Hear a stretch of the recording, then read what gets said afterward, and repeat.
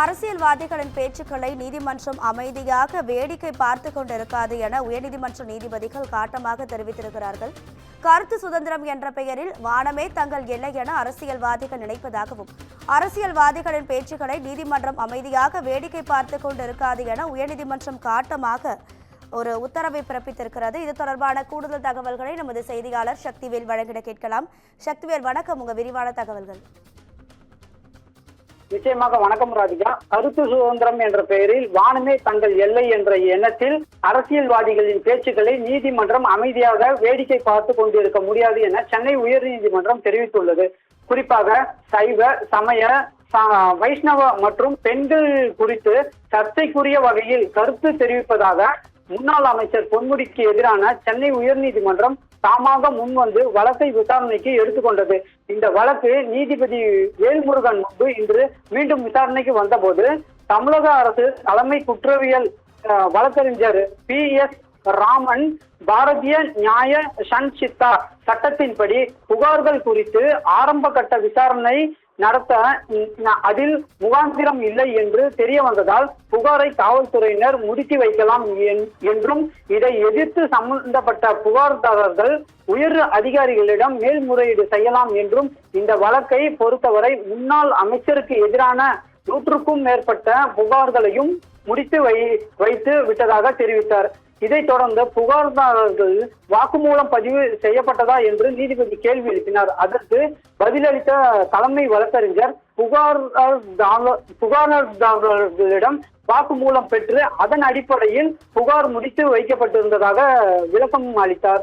அதற்கு நீதிபதி புகார்தாரர்கள் உயர் அதிகாரிகளிடம் மேல்முறையீடு செய்யட்டும், இந்த நீதிமன்ற அவமதிப்பு வழக்கு நிலுவையில் இருக்கட்டும் என்றார். தொடர்ந்து நீதிபதி இதுபோல பேசும் நபர்களின் வாயை கட்டுப்படுத்த இந்த நீதிமன்றம் விரும்புகிறது. மனுதாரர் மட்டுமல்ல, அனைத்து அரசியல்வாதிகளும் கருத்து சுதந்திரம் என்ற பெயரில் வனே தங்கள் எல்லை என்ற எண்ணத்தில் செயல்படுகிறார்கள். அவர்களின் இது போன்ற பேச்சுக்களை நீதிமன்றம் அமைதியாக வேடிக்கை பார்த்து கொண்டிருக்க முடியாது. அரசியல்வாதிகளும் அரசியல் சாசனத்தை பின்பற்ற வேண்டும் என்று தெரிவித்தார். மேலும் அவர் பொது வாழ்க்கைக்கு வந்த பிறகு நாம் ஜனநாயக நாட்டில் வசிக்கிறோம் என்பதை அவர்கள் புரிந்து கொள்ள வேண்டும்.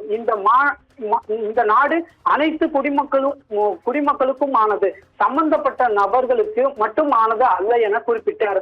ஆரம்ப கட்ட விசாரணை என்பது புகாரில் குறிப்பிட்ட சம்பவம் நடந்ததோ இல்லையா என்பதனை குறித்து விசாரிப்பதுதான். அதன் பிறகு வழக்கு பதிவு செய்ய வேண்டும்.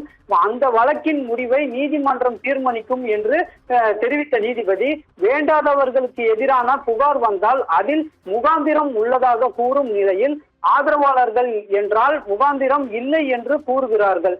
ஆரம்ப கட்ட விசாரணையின் அடிப்படையில் புலன் விசாரணை அதிகாரி தீர்ப்பு எழுத முடியாது என்றும் நீதிபதி தெரிவித்திருந்தார். மைக்கு முன்பு பேசும் ஒவ்வொருவரும் தங்கள் நாட்டின் மன்னர்களாக நினைத்துக் கொள்கிறார்கள். இது ஒருபோதும் சகித்துக் கொள்ள முடியாது.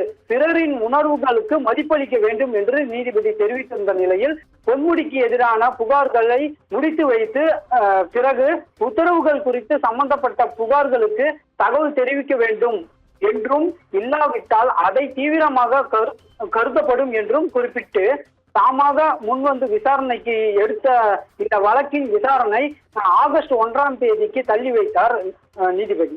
ராதிகா, உங்க தகவல்களுக்கு நன்றி சக்திவேல்.